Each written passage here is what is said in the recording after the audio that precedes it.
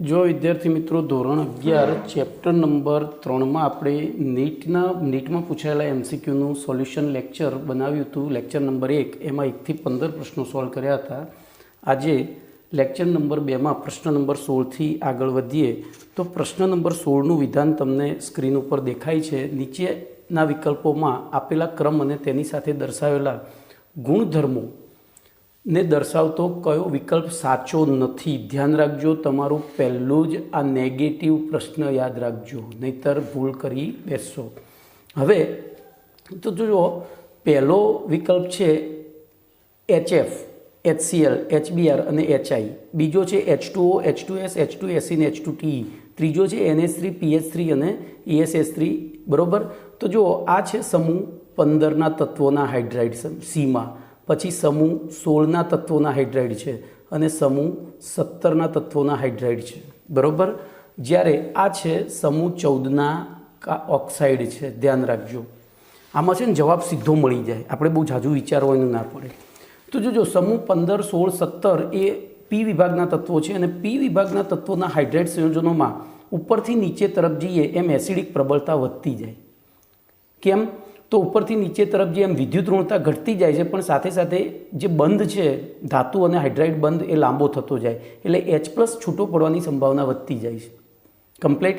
એટલે બોલો, અહીંયા પહેલો ક્રમ છે તો એસિડિક પ્રબળતાનો ચડતો ક્રમ છે, તો આ વિધાન સાચું છે.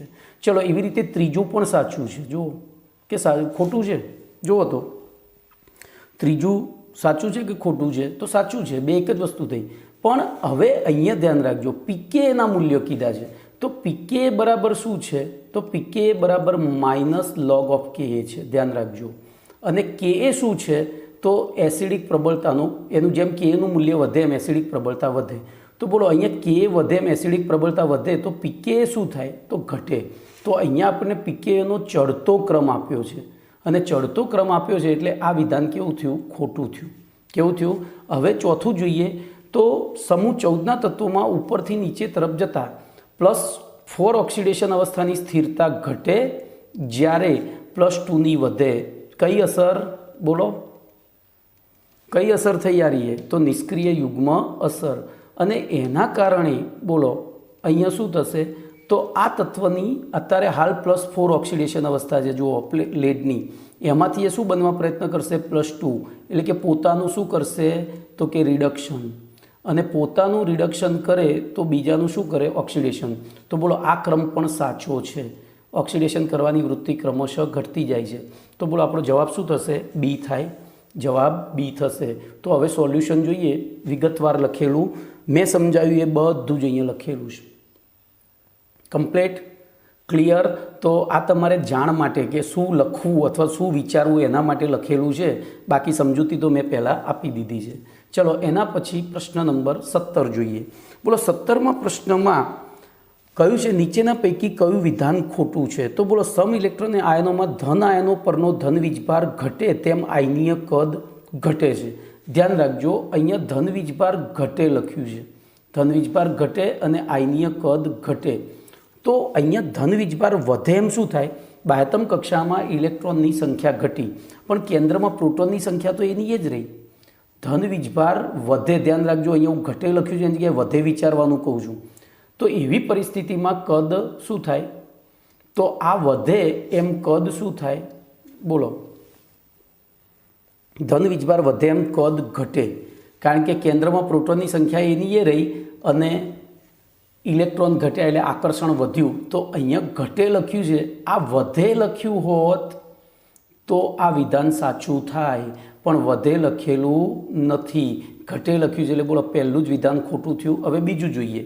બોલો, સમ ઇલેક્ટ્રોનની આયનોમાં ઋણ આયનો ઉપરનો ધન વીજભાર વધે તેમ આયનીય કદ વધે છે. બોલો, તો એના જ વાક્ય છે, ઉપર જુઓ. એટલે આ તો સાચું થઈ ગયું ઓટોમેટિક. આપણે ઉપર જે ચર્ચા કરી એના જ વાક્ય રિપીટ થયું. ચલો, આવર્ત કોષ્ટકના પ્રથમ સમૂહમાં ઉપરથી નીચે તરફ જતા તત્વોની પરમાણુ ત્રિજ્યા વધે છે. તો કોઈપણ આવર્ત કોષ્ટકના કોઈપણ સમૂહમાં ઉપરથી નીચે તરફ જાય એમ પરમાણુ ત્રિજ્યા વધે.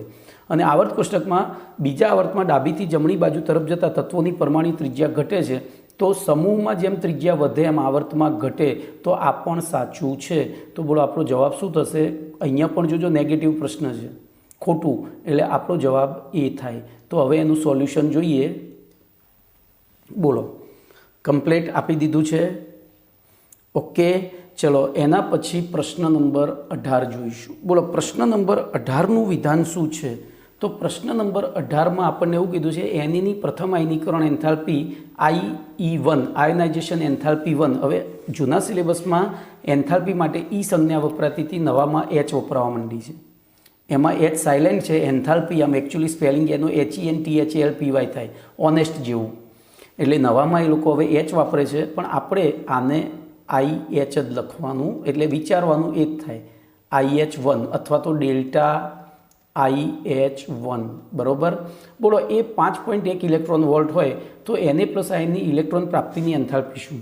તો જોજો, Na આપણે આટલી ઉર્જા આપીશું એટલે શું બનશે? Na plus. શું બનશે? Na plus. હવે એને ઇલેક્ટ્રોન પ્રાપ્ત કરવો છે તો ઉર્જા સંરક્ષણના નિયમ અનુસાર બોલો, જેટલી ઉર્જા આપીને આપણે એને Na પ્લસ બનાવ્યો તો એટલી જ ઉર્જા આપીને પાછો Na પ્લસમાંથી Na બનાવી શકીએ. પણ અહીંયા ઉર્જા આપી હતી તો અહીંયા શું કરવી પડે? ઉર્જા મુક્ત કરવી પડે, તો જ ઉર્જા સંરક્ષણના નિયમનું પાલન થાય. તો અહીંયા ચિહ્ન પ્લસ છે. જોજો, ત્યાં ચિહ્ન શું છે? આપણું પ્લસ છે. અહીંયા એ 5.1, તો જવાબમાં માઇનસ થવું જોઈએ. બોલો, આપણો જવાબ શું થાય? -5.1. બરાબર. તો જો હવે આનું સોલ્યુશન તમે જોઈ શકો છો સ્ક્રીન ઉપર, વ્યવસ્થિત સમજાવીને મેં લખ્યું છે. જવાબ કમ્પ્લીટ તમારો આમ કેમ આવ્યો એ સમજાવ્યું છે. હું તમને શોર્ટમાં MCQ સોલ્વ કરું, પણ જવાબ કેમ આવ્યો એની સમજૂતી આપણે વિગતવાર લેવી પડે. તો આ વિગતવાર સમજૂતી થઈ. બોલો, કમ્પ્લીટ. ચલો એના પછી પ્રશ્ન નંબર જોઈશું 19. તો પ્રશ્ન નંબર 19નું વિધાન શું છે? બોલો, નીચેનામાંથી કયું ઓક્સાઇડ સંયોજન સ્વભાવે ઉભય ગુણધર્મી હોય? તો ધ્યાન રાખજો, અહીંયા એક આર્ટિકલ યાદ રાખવાનો છે. તત્વોનો ધાત્વીય ગુણ વધે, ધાત્વીય ગુણ વધે તેમ બોલો શું થાય? તેમના ઓક્સાઇડ સંયોજનોની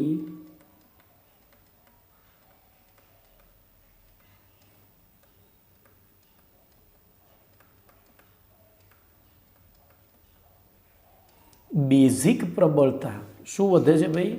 તો બેઝિક પ્રબળતા વધે છે. એનો મતલબ શું થયો કહો? એનો મતલબ એવો થયો કે તત્વ અધાતુ હોય, ધ્યાન રાખજો, તત્વ અધાતુ હોય તો એનો ઓક્સાઇડ બોલો સ્વભાવે કેવો હોય? એસિડિક. કેવો હોય? એસિડિક. ચલો, તત્વ અર્ધધાતુ હોય, તત્વ કેવું હોય? અર્ધધાતુ. તો એનો ઓક્સાઇડ સ્વભાવે કેવો હોય? તો કે ઉભય ગુણધર્મી. કેવો હોય? ઉભય ગુણ, અથવા હું સીધું ઉભય ગુણી લખું છું શોર્ટમાં. અને તત્વ ધાતુ હોય, બોલો તત્વ ધાતુ હોય તો શું થાય? તો એ હોય બેઝિક. બોલો, કમ્પ્લીટ. તો હવે અહીંયા આપણે શોધવાનું શું રહ્યું એના ઓક્સાઇડમાં? બોલો, અહીંયા SI અધાતુ, કાર્બન અધાતુ, કેલ્શિયમ ધાતુ અને SN અર્ધધાતુ છે. આ SN શું છે? અર્ધધાતુ. બોલો, આપણને પૂછ્યું છે શું? બોલો, પૂછ્યું છે શું? ઉભય ગુણધર્મી. બોલો, ઉભય ગુણધર્મી કોનો હોય? બોલો, આ ધાતુ છે, આ અધાતુ છે, અને અહીંયા પણ કાર્બન અધાતુ છે. જોજો, આ પણ અધાતુ છે. તો બોલો, આપણો જવાબ શું થાય? જવાબ એ. બરાબર. જવાબ શું થશે? એ. તો આપણે એનું સોલ્યુશન જોઈએ. હવે મેં જે સમજાવ્યું બધું લખીને આપ્યું છે. Complete, clear. તો ચલો એના પછી પ્રશ્ન નંબર જોઈશું 20. બોલો, એમાં પણ એના જ વસ્તુ છે. નીચેના પૈકી કયું ઓક્સાઇડ સંયોજન સૌથી વધુ બેઝિક છે? તો ધ્યાન રાખજો, અહીંયા બેઝિક છે એટલે આપણે ધાતુ શોધવાની. બોલો, આમાં ધાત્વીય ગુણ કયામાં સૌથી વધારે છે? તો ઓ શર્મા સેટેપો. ધ્યાન રાખજો, ઓ શર્મા સેટેપો સેલેનિયમ, પછી બાલઘાલિન્ટાલ, પછી નપઆસ સબ્બી અને સબબી. તો બોલો, આ કયા સમૂહનું તત્વ છે? ઓ શર્મા સેટેપો એટલે કે ઓક્સિજન સમૂહનું. ઓક્સિજન સમૂહ એટલે બોલો કયો થયો? તો 16મો સમૂહ. એવી રીતે આ થયો 13મો સમૂહ, આ થયો તો નપ આ સભ્ય એટલે 15મો સમૂહ, અને આ પણ 15મા સમૂહનું તત્વ થયું. હવે ધ્યાન રાખજો, ઓ અહીંયા ધ્યાન રાખજો, આપણે આ રીતે જ વિચારવાનું. ઓ શર્મા સેટેપો.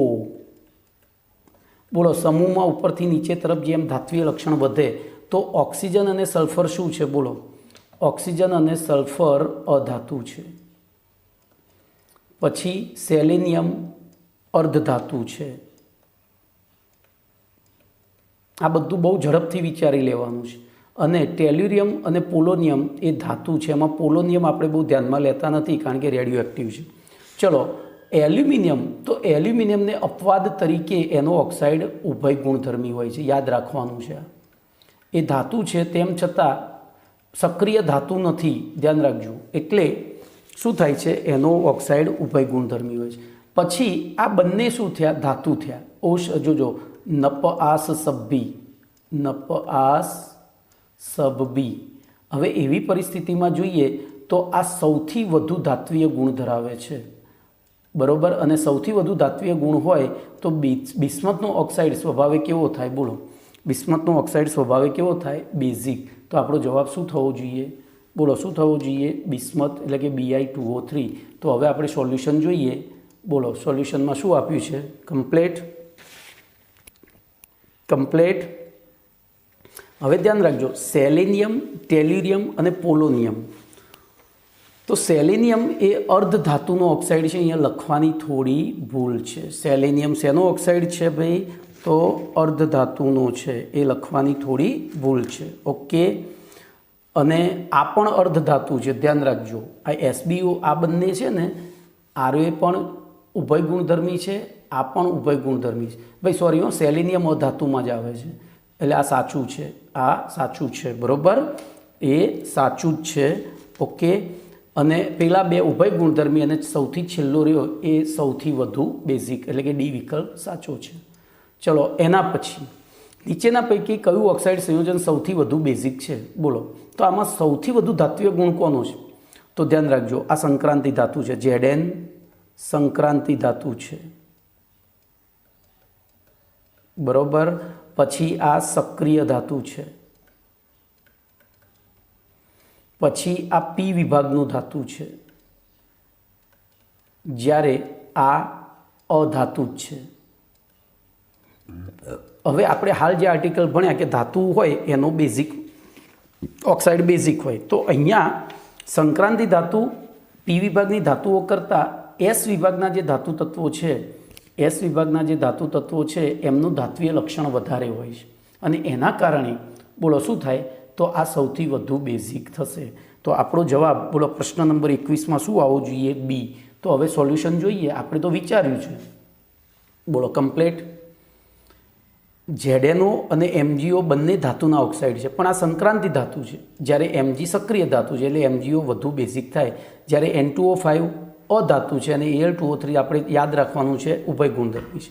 તો આપણો જવાબ બી થઈ ગયો. બોલો કમ્પ્લેટ. ચલો એના પછી પ્રશ્ન નંબર 22 જોઈએ. બોલો નીચે આપેલા સમ ઇલેક્ટ્રોન આયનોની આયનીય ત્રિજ્યાનો ઉતરતો ક્રમ નીચેના પૈકી કયો સાચો છે? બોલો આનો જવાબ કઈ રીતે આપીશું? તો હાલ આપણે પહેલો જે 16મો પ્રશ્ન, એના પછી લગભગ આઈ થિંક 18મો કે એવો કંઈક પ્રશ્ન આપણે ભણ્યા હતા. એ 18મા પ્રશ્નમાં આ જ વસ્તુ હતી. ના 18મો નહીં, પણ 17મા પ્રશ્નમાં પહેલો અને બીજો બે વિકલ્પ. બોલો તો એની અંદર આપણે એવું ભણ્યા હતા કે ધ્યાન રાખજો, પહેલાં તો સમ ઇલેક્ટ્રોનીય આયનો છે, અને સમ ઇલેક્ટ્રોનીય આયનોમાં શું થાય? ધન વીજભાર વધે એમ કદ ઘટે, અને ઋણ વીજભાર વધે એમ કદ વધે. જોજો અહીંયા હું લખી દઉં છું, સમ ઇલેક્ટ્રોનીય આયનોમાં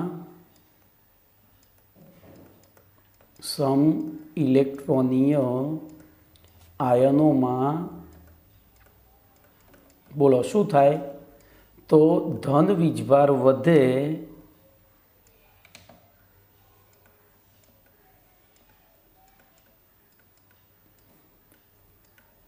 તેમ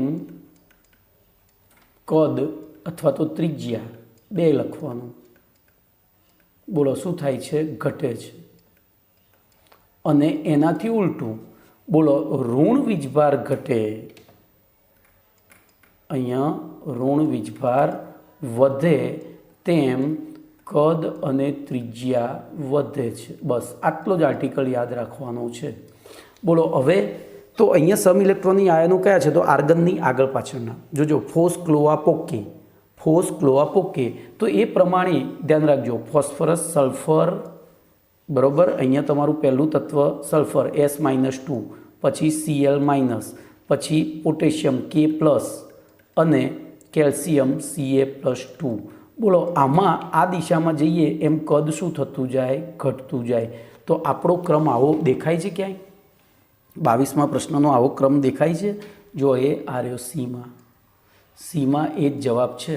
તો આપણો જવાબ સી હોવો જોઈએ. તો જોઈએ પ્રશ્ન નંબર 22માં. બોલો આખી તમને સમજૂતી આપી દીધી છે અને એનો જવાબ સી સાચો છે. ચલો એના પછી પ્રશ્ન નંબર 23 જોઈએ. બોલો અહીંયા પણ નીચેના પૈકી કયા કદના ક્રમને અથવા તો સાચા ક્રમને ઓળખો? પૈકી કદના સાચા ક્રમને, એનો જ પ્રશ્ન છે. બોલો અહીંયા પણ આપણને કયા તત્વો આપ્યા છે? તો ફોસ ક્લોઆ પોકી. અહીંયા આર્ગોન વધારાનો આપી દીધો છે. તો બોલો એના જ વસ્તુ વિચારીએ. સલ્ફર -2, પછી Cl-, પછી Ar, પછી પોટેશિયમ K+, અને પછી Ca2+. બોલો Ca2+. તો બોલો આમના કદનો ક્રમ શું થાય? આ રીતે ધન વીજભાર વધ્યો એમ કદ ઘટતું ગયું, ઋણ વીજભાર વધ્યો એમ કદ વધતું ગયું. બોલો તો આવો ઓપ્શન છે ક્યાંય? આવો ઓપ્શન દેખાય છે ક્યાંય? S-2 સૌથી વધારે હોય અને Ca+2 સૌથી ઓછો હોય તો એમાં પણ સી ઓપ્શન છે. જોઈ લો આ સી ઓપ્શન છે. ઓકે, તો આપણો જવાબ અહીંયા પણ શું થવો જોઈએ? 23મા પ્રશ્નમાં પણ બોલો સાચો છે સી. જુઓ તો સી ખોટો છે. કેમ? તો જોજો અહીંયા આર્ગોન અહીંયા વચ્ચે મૂકી દીધું છે એટલે આપણે થોડું વિચારવામાં ઉતાવળ કરી. આપણો જવાબ એ સાચો છે. જોઈ લો આ એ જેવું જ થયું. જોઈ લો S સૌથી મોટો, એનથી નાનો Cl, એનથી નાનો Ar, એનથી નાનો K ને એનથી નાનો Ca+2. તો આપણો જવાબ થવો જોઈએ એ. જોઈએ હવે સોલ્યુશન. બોલો કમ્પ્લીટ, ક્લિયર? આ બધું તમારે છે ને હું જે બોલ્યો છું એ જ લખેલું છે કમ્પ્લીટ. એટલે તમારે હું સમજાવું એમાં વધારે ખબર પડે, પેલું વાંચવાથી એટલી ખબર પડે નહીં. તો પહેલું સમજી લેવાનું બરાબર, અથવા તો પહેલો જવાબ પ્રશ્ન સ્ક્રીન ઉપર આવે ને એટલે એને સ્ટોપ કરીને વિચારી લેવાનું. ઓકે, ચલો એના પછી બોલો અહીંયા ઇલેક્ટ્રોન પ્રાપ્તિની એન્થાલ્પીના ઋણ મૂલ્યોનો ચડતો ક્રમ. તો ધ્યાન રાખજો અહીંયા તમને કયા તત્વો આપ્યા છે? તો ફ્લોરિન અને ક્લોરિન. જોજો સમૂહ 17ના તત્વો. પછી બીજા ઓક્સિજન અને સલ્ફર. બોલો આની અંદર કઈ કક્ષકમાં ઇલેક્ટ્રોન દાખલ થાય? તો 2pZ-માં. આમાં કયામાં દાખલ થાય? 3pZ-માં. જોજો 2pZ કરતાં એવી રીતે અહીંયા પણ શેમાં દાખલ થશે? બોલો તો એના જ વસ્તુ થાય ને. અહીંયા 2pZ-માં દાખલ થાય, અહીંયા 3pZ-માં દાખલ થાય. પણ 2pZ કરતાં 3pZ કક્ષકનું કદ વધારે છે અને વધારે હોય તો અહીંયા ઇલેક્ટ્રોન સરળતાથી દાખલ થાય. સરળતાથી દાખલ થાય તો વધુ ઉર્જા મુક્ત થાય. વધુ ઉર્જા મુક્ત થાય અને વધુ ઉર્જા મુક્ત થાય તો બોલો ΔEgHનું મૂલ્ય વધુ ઋણ મળે. અહીંયા ઋણ કેમ મળે ભાઈ? કારણ કે ઉર્જા મુક્ત થાય છે. બોલો કમ્પ્લીટ. તો કાયદેસર ફ્લોરિન કરતાં ક્લોરિનની કેવી હોવી જોઈએ? વધારે. તો જોજો પહેલો ક્રમ હું અહીંયા લખું છું ક્લોરિન.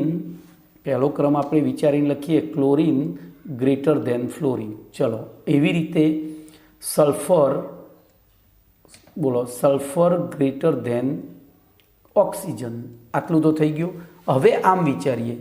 બોલો આવર્તમાં ડાબાથી જબા તરફ જઈએ એમ ઇલેક્ટ્રોન પ્રાપ્તિનું ઋણ મૂલ્ય શું થાય? વધતું જાય.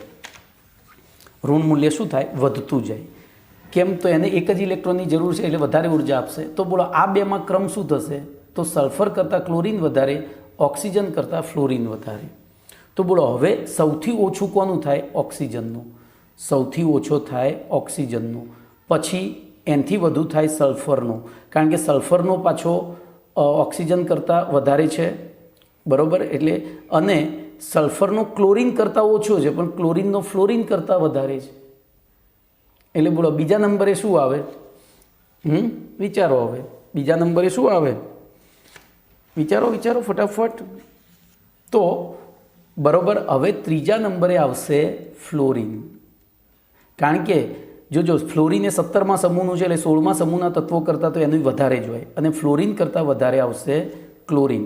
ફ્લોરિન કરતાં વધારે આવશે ક્લોરિન. તો બોલો આવો ક્રમ આપણને ક્યાંય આપ્યો છે? આર્યો જુઓ, કમ્પ્લેટ. તો આપણો જવાબ શું થવો જોઈએ ભાઈ? બી થવો જોઈએ. તો આપણો જવાબ બી છે, કમ્પ્લેટ. તો જોઈએ હવે સોલ્યુશન. બોલો, આખી સમજૂતી મેં ત્યાં તમને ચાર્ટ દોરીને, તમારે આ બધું લખવાનું નથી, તમારે એ ચાર્ટ પ્રમાણે જ સોલ્યુશન કરવાનું છે, આકૃતિ દોરીને. આટલું બધું લખવા બેસીએ તો ગાંડા થઈ જઈએ, જવાબ મિનિટ 3-4 મિનિટ થઈ જાય. બોલો ઓકે. ચલો એના પછી 25મો પ્રશ્ન જોઈએ. બોલો 25મા પ્રશ્નનું વિધાન શું છે? તો 25મા પ્રશ્નનું વિધાન છે કેલ્શિયમ, મેગ્નેશિયમ, ફોસ્ફરસ અને ક્લોરિન. બોલો અહીંયા આપણને જુદા જુદા આવર્તના અને જુદા જુદા સમૂહના તત્વો આપ્યા છે. એટલે અહીંયા આપણે પેલું મેં તમને શીખવાડ્યું હતું પેન્સ. તો પેન્સ પ્રમાણે ગણતરી કરવી પડે. કયા પ્રમાણે? પેન્સ પ્રમાણે. હવે જો હું અહીંયા તમને ગણતરી સીધી જ સોલ્યુશનમાં બતાવીશ, કારણ કે એ બધું દોરવા જઈશ તો બહુ સમય એ થશે. તો જોઈએ. બોલો મેં પેન્સ PENN લખ્યું છે. તો મેગ્નેશિયમ, ફોસ્ફરસ, ક્લોરિન અને કેલ્શિયમ. બોલો બધાની ઇલેક્ટ્રોન રચના લખી, એના કેન્દ્રમાં રહેલા પ્રોટોનની સંખ્યા લખી, એના બાહ્યતમ કક્ષામાં રહેલા ઇલેક્ટ્રોનની સંખ્યા લખી અને બાહ્યતમ કક્ષાનો ક્રમાંક લખ્યો. બોલો કમ્પ્લેટ. હવે એના ઉપરથી વિચારીએ, આ કોષ્ટક ઉપરથી. તો આપણને વાસ્તવમાં અહીંયા પૂછ્યું છે શું? યાદ રાખવું પડે. બોલો શું પૂછ્યું હતું? પરમાણ્વીય ત્રિજ્યાનો ક્રમ. તો પરમાણ્વીય ત્રિજ્યાનો આધાર બોલો શેની ઉપર હોય? બાહ્યતમ કક્ષાના ક્રમાંક ઉપર. તો એ પ્રમાણે જોવા જઈએ તો આનો પરમાણ્વીય ક્રમાંક 4 છે, બાહ્યતમ કક્ષાનો ક્રમાંક 4 છે. એટલે બોલો કેલ્શિયમનું કદ કેવું થાય? સૌથી મોટું. હવે રહ્યા બાકીના 3. તો બાકીના 3માં બોલો શું છે? બાહ્યતમ કક્ષા 3 જ છે. હવે ત્યાં શું જોવું પડે? તો એના કેન્દ્રમાં રહેલા પ્રોટોન અને ઇલેક્ટ્રોન વચ્ચેનું આકર્ષણ. તો બોલો અહીંયા પ્રોટોન 12 છે, 2ને આકર્ષે છે, 15 છે, 5ને આકર્ષે છે, અને 17 છે, બોલો 7ને આકર્ષે છે. પેલા 12 2ને આકર્ષતા હતા, બરાબર. તો કયું આકર્ષણ સૌથી ઓછું? તો કે મેગ્નેશિયમનું. તો કેલ્શિયમ કરતાં મેગ્નેશિયમનું કદ આમ નાનું, પેલા 3 કરતાં મોટું પણ કેલ્શિયમ કરતાં નાનું. ચલો એનથી નાનું કોનું? તો એનથી નાનું પછી 15 અને 5 વાળાનું આવે, એટલે કે ફોસ્ફરસનું આવે. અને એનથી નાનું તો કે 17 અને 7 વાળાનું, એટલે કે ક્લોરિનનું આવે. શેનું આવે? ક્લોરિનનું. તો બોલો આપણો જવાબ, હવે આપણે પાછા જઈએ, CaMgPcl બોલો આ રહ્યો. સોરી, અહીંયા ઉતરતો ક્રમ આપ્યો છે, આપણે ચડતો ક્રમ તો આ રહ્યો CaMgPcl. તો અહીંયા તમારો જવાબ થાય બી. હવે તમે સોલ્યુશન આખું જોઈ શકો છો. બોલો કમ્પ્લીટ, ક્લિયર. ચલો એના પછી જોઈએ પ્રશ્ન નંબર બોલો 26. નીચેના પૈકી કયા સંયોજનમાં ધનાયનથી ઋણાયનના કદનો ગુણોત્તર સૌથી વધારે છે?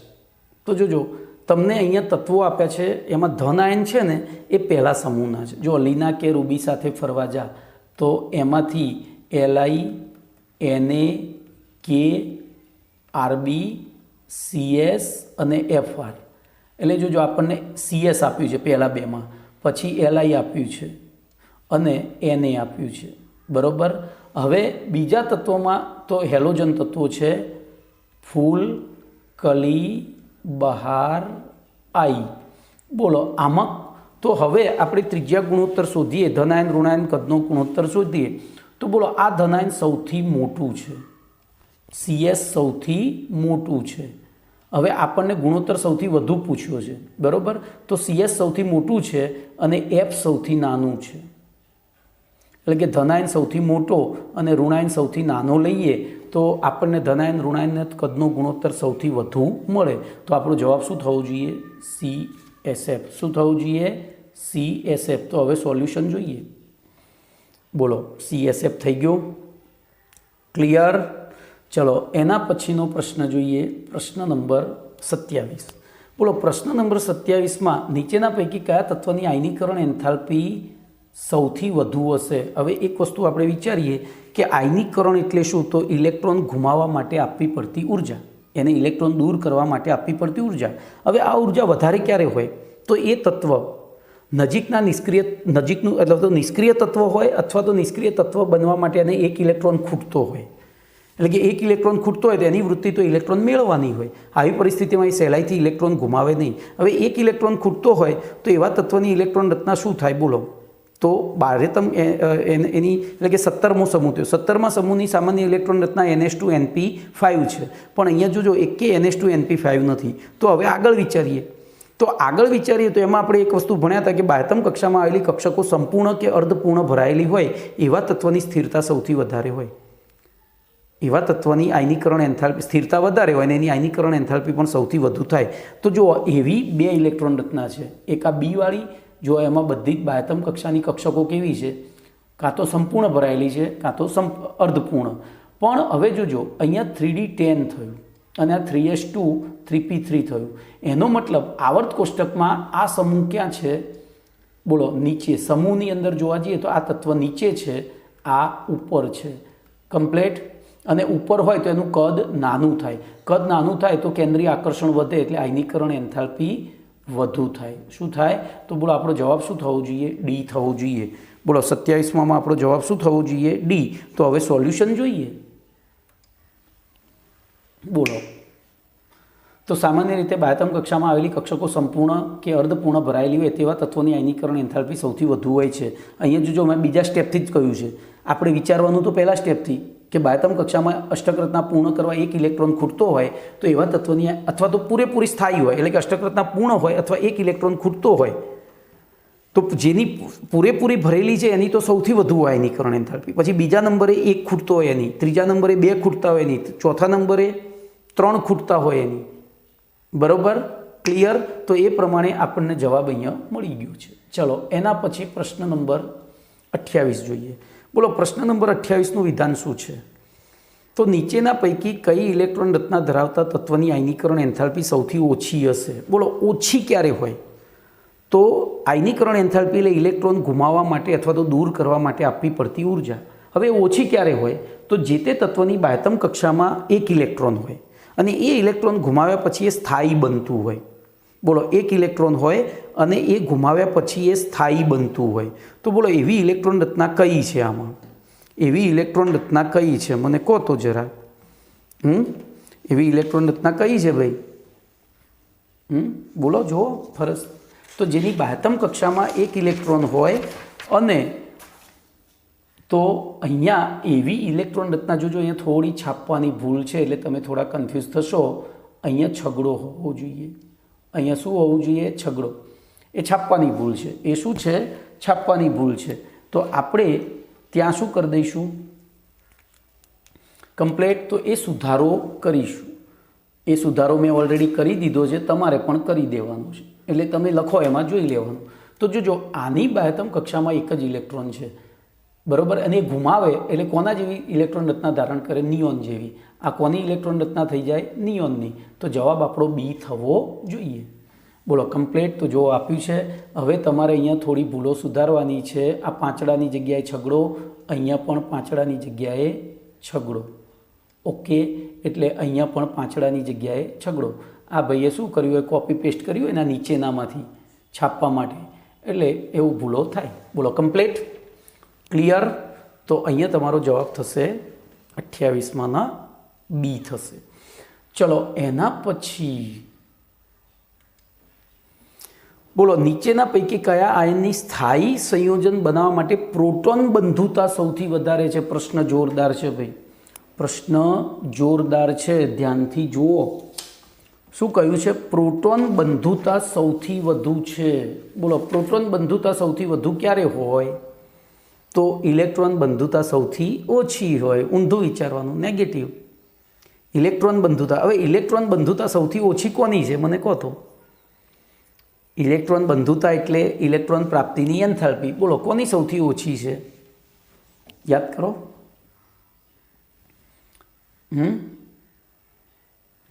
તો હવે આપણે વિચારીશું, આ રીતે વિચારાય। બોલો આવર્ત કોષ્ટકમાં કોઈપણ આવર્તમાં ડાબીથી જમણી બાજુ તરફ જતાં ઇલેક્ટ્રોન પ્રાપ્તિની એન્થાલ્પીનું મૂલ્ય વધુ ઋણ બને છે.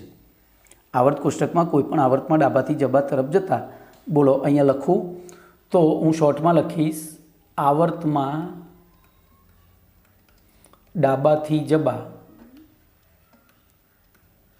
તરફ જતાં, બોલો ડેલ્ટા EGH એટલે કે ઇલેક્ટ્રોન બંધુતા, આનું બીજું નામ શું થાય કહો?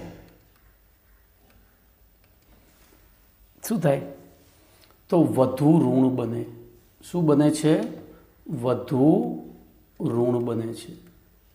ચલો, તો આનાથી ઊંધું વિચારીએ. અહીંયા આપણને પ્રોટોન બંધુતા આપી છે. શું આપી છે? તો પ્રોટોન બંધુતા શું થાય? શું થાય? તો બે ઓપ્શન થાય, કાં તો ઓછી ઋણ બને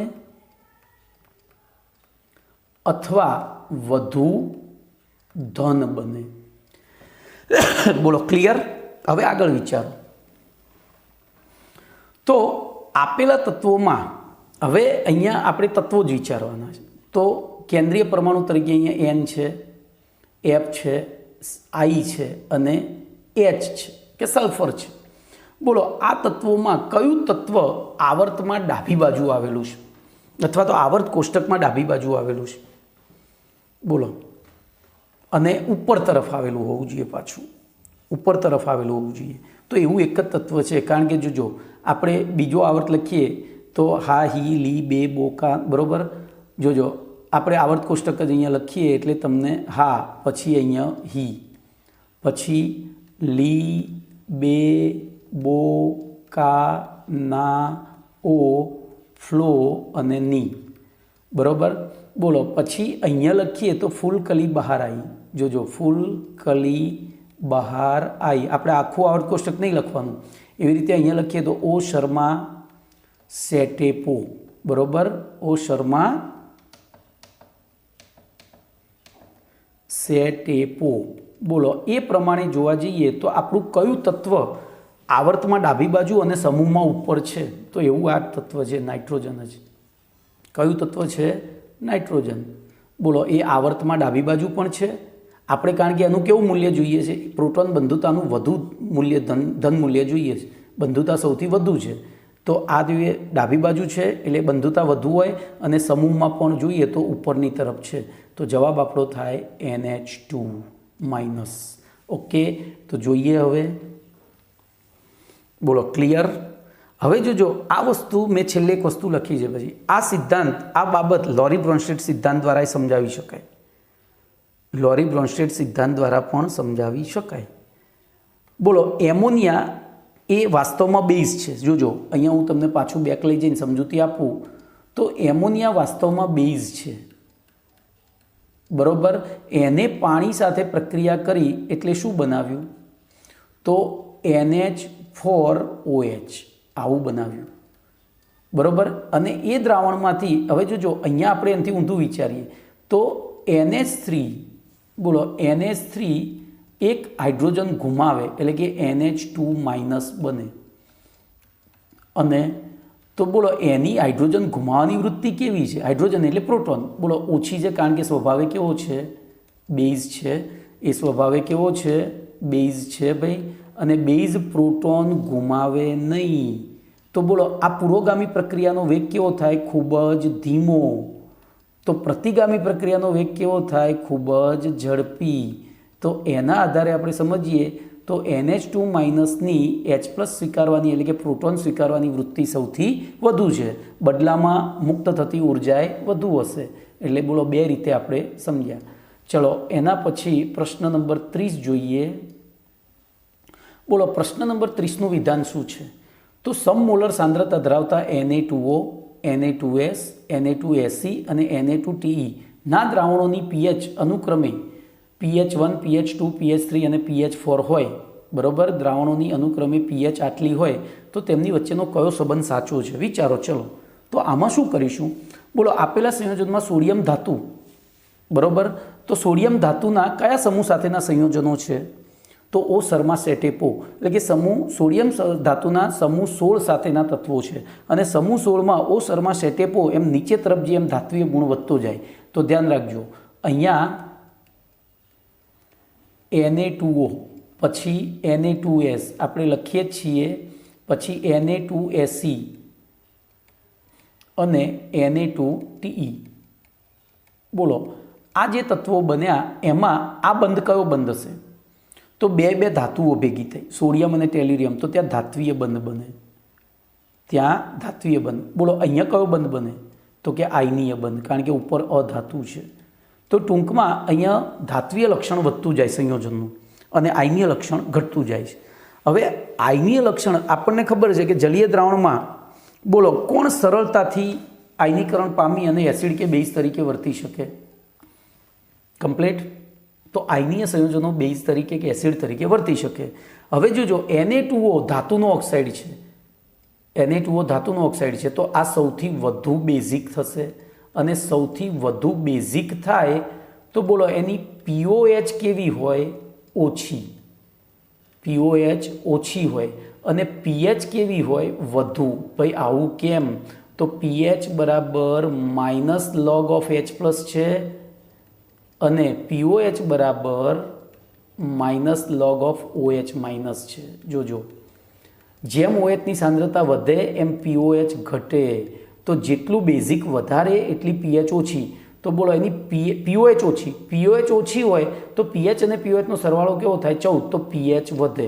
તો બોલો Na2Oની pH અહીંયા સૌથી વધારે હશે, તો pH1 એ Na2Oની pH છે, તો બોલો અહીંયા pH1 સૌથી વધારે થાય. એ પ્રમાણે બોલો ઉપરથી નીચે તરફ જઈએ હવે તો અહીંયા ધાત્વીય લક્ષણ વધતું જાય છે, એનો મતલબ કે આયનીય લક્ષણ ઘટતું જાય છે અને આયનીય લક્ષણ ઘટતું જાય તો બેઝિક પ્રબળતા શું થાય? ઘટતી જાય. અને બેઝિક પ્રબળતા ઘટતી જાય તો બેઝિક પ્રબળતા ઘટે એટલે OHની સાંદ્રતા ઘટે. એ ઘટે તો બોલો POH શું થાય? વધે. અને એના કારણે બોલો pH4, આની જે pH છે pH4 સૌથી વધુ હોવી જોઈએ. કેવી હોવી જોઈએ? બોલો સૌથી ઓછી હોવી જોઈએ. મારે બોલવામાં ભૂલ થઈ. આપણે POHની વાત કરીએ અહીંયા અને આપણે જવાબ આપવાનો છે pHનો, તો આ વધે એમ આ શું થાય? સૌથી ઓછી થાય. તો બોલો pH4 સૌથી ઓછી હોય અને pH1 સૌથી વધારે એવો ઓપ્શન કયો છે? તો એવો ઓપ્શન 1 છે. બોલો કમ્પ્લીટ. એવો ઓપ્શન કયો છે? પહેલો. તો હવે સોલ્યુશન જોઈએ આપણે. બોલો કમ્પ્લીટ સમજૂતી આપી છે તમને? ક્લિયર? તો શાંતિથી જોઈ લેજો, બરાબર. હું વિડીયો સ્ટોપ કરીને જોવા નહીં આ બધી સમજૂતી. હું તમને જે વર્બલી સમજાવું છું ને એ શોર્ટ વસ્તુ સમજાવું છું કે આપણે શું વિચારવાનું છે, પણ એને પછી ડિટેલમાં મેં તમે એકલું આ વાંચો ને તો એ ખ્યાલ આવે, એટલા માટે આટલું ડિટેલિંગ કરેલું છે. ચલો એના પછી બોલો આયનીય ત્રિજ્યા. તો આયનીય ત્રિજ્યા અસરકારક કેન્દ્રીય વીજભારના વ્યસ્ત પ્રમાણમાં હોય છે, અસરકારક કેન્દ્રીય ધન વીજભારના સમપ્રમાણમાં હોય છે, અસરકારક કેન્દ્રીય વીજભારના વર્ગના સમપ્રમાણમાં હોય છે. તો આનામાંથી કયું વિધાન સાચું છે? તો એના માટે આપણે બીજા પાઠનો સહારો લેવો પડે. બીજા પાઠનો સહારો લેવો પડે. બોલો કોઈપણ પરમાણુની પરમાણુય ત્રિજ્યાનું સૂત્ર આપણી પાસે હતું Rn બરાબર R0 ઇન્ટુ n²/z હતું, યાદ છે? ઇન્ટુ n²/z હતું, n²/z. બોલો z એટલે શું છે? પરમાણુય ક્રમાંક. શું છે? પરમાણુય ક્રમાંક. હવે શું કરીશું? બોલો તો બોલો z તત્વ માટે, આપણે તત્વ માટે વાત કરી છે, z અને r, તો આની ઉપરથી લખાય Rn ચલે છે 1/z. હવે આ તત્વ માટે સંબંધ થયો. આ સંબંધ કોના માટે થયો? તત્વ માટે. કોના માટે? તત્વ માટે. પણ આપણે તો અહીંયા શું કરવાનું છે? આયન. તો બોલો આયનની ત્રિજ્યા શેના ઉપર આધારિત હોય? તો આયનની ત્રિજ્યા બોલો આપણે આગળ ભણી ગયા હતા, એના ધન વીજભાર અને કેન્દ્રીય ધન વીજભાર બંને ઉપર આધારિત હોય. સોરી, એના વીજભાર અને કેન્દ્રીય ધન વીજભાર ઉપર આધારિત હોય. તો ટૂંકમાં વીજભાર ઉપર આધારિત હોય તો શું થાય? બોલો વીજભાર ઉપર આધારિત હોય તો વીજભાર તો એના કેન્દ્રીય વીજભાર તો શું છે? વ્યસ્ત પ્રમાણમાં છે, બરાબર. તો તે આયનની ત્રિજ્યા ચલે છે, તત્વની ત્રિજ્યા થાય. ધ્યાન એ રાખજો. આ ચલે છે તત્વની ત્રિજ્યા થાય, કારણ કે તત્વ બદલાય એમ ત્રિજ્યા બદલાય. કોઈપણ તત્વ કરતાં એનું ધન આયન મોટું અને ઋણ આયન નાનું હોય, પણ આપણને અહીંયા ધન ઋણ આયન કહ્યું નથી, પણ એનું મૂલ્ય પાછું તત્વની ત્રિજ્યા શેના ઉપર આધારિત છે? તો હાલ કહ્યું એમ 1/z. તો બોલો આયનની ત્રિજ્યા ઝેડના વ્યસ્ત પ્રમાણમાં થઈ, તો એ અસરકારક કેન્દ્રીય વીજભારના વ્યસ્ત પ્રમાણમાં હોય છે. બોલો જવાબ મળી ગયો. ઓકે, તો 31મા પ્રશ્નનો જવાબ શું થશે? 31મા પ્રશ્નનો વિકલ્પ એ. તો હવે આપણે એનું સોલ્યુશન જોઈએ. ચલો બોલો શું થયું? આ મેં સમજાવ્યું એ પ્રમાણે છે કમ્પ્લીટ. તો આવી થોડી બુદ્ધિ દોડાવીએ ને તો કોઈ એમસીક્યુ ખોટો ના પડે. આવી થોડી જ બુદ્ધિ દોડાવવાની છે. ચલો એના પછી 32મો પ્રશ્ન લઈએ. બોલો 32મા પ્રશ્નમાં શું કીધું છે? બોલો O-2 F - Na + Mg2 અને Al+3 સમ ઇલેક્ટ્રોનની આયનો છે, તો તેમની આયનીય ત્રિજ્યાઓ શું દર્શાવે છે? તો અહીંયા પણ પેલો જ આર્ટિકલ કામમાં આવે. કયો આર્ટિકલ કામમાં આવે ભાઈ? તો કોઈપણ સમ ઇલેક્ટ્રોનની આયનોમાં ઋણ વીજભાર વધે એમ કદ વધે અને ધન વીજભાર વધે એમ કદ ઘટે. તો બોલો અહીંયા O-2 જે છે આનો ઋણ વીજભાર સૌથી વધારે છે અને આનો ધન વીજભાર સૌથી, અને આમ જઈએ એમ શું થાય છે જુઓ, તો ઋણ વીજભાર ઘટે છે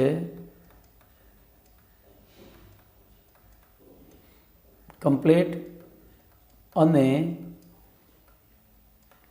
ધન વીજભાર બોલો શું થાય છે?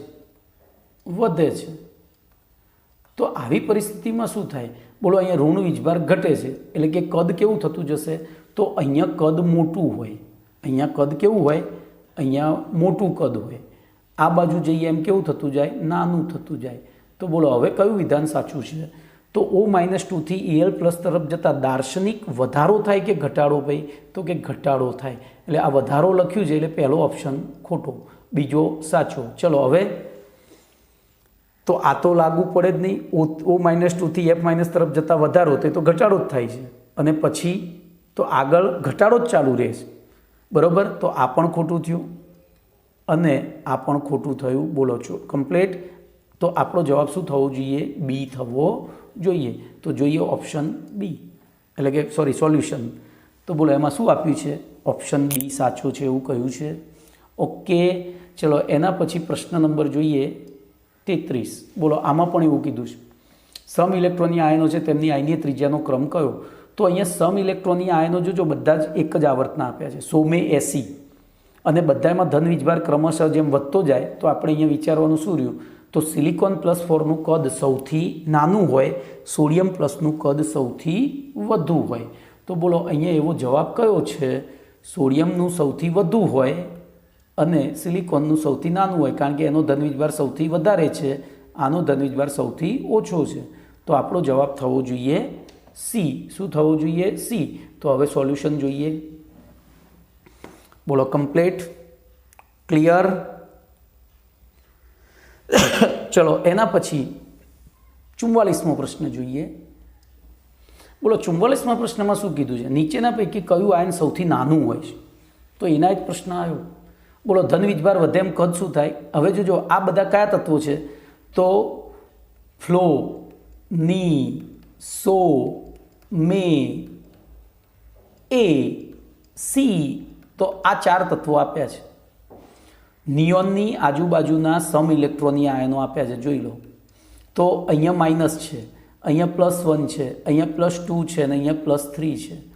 બોલો સિલિકોન આપણને આપ્યો નથી. તો બોલો કોનું કદ સૌથી નાનું હોય? Al+3નું. કોનું મોટું હોય? તો F-નું. તો આપણને અહીંયા નાનું પૂછ્યું છે. બોલો નાનું, તો જવાબ શું થાય? Al+3. તો હવે સોલ્યુશન જોઈ લઈએ. બોલો કમ્પ્લીટ, ક્લિયર. તો ભાઈ આટલે સુધી રાખું છું, બીજું હવે નેક્સ્ટ લેક્ચરમાં. ઓકે.